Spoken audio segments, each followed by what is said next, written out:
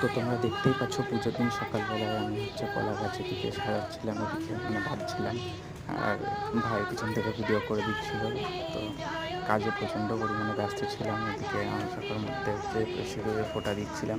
তারপরে এইসব করতে করতে সুব্রত, নিতা, আমি, ভাই আর এদিকে ছোট ভাই সবাই মিলে প্রসাদ আনতে গেছিলাম বড় মামার বাড়ির থেকে। সব কিছু আমরা বয়ে বয়ে নিয়ে আসছিলাম ওখান থেকে।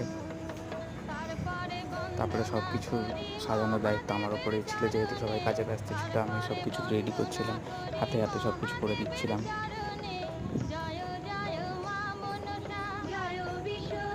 তো তারপরে এরকম করতে করতে পুজো শুরু হয়ে গেল। তোমরা দেখতেই পাচ্ছ পুষ্পাঞ্জলি চলেছে।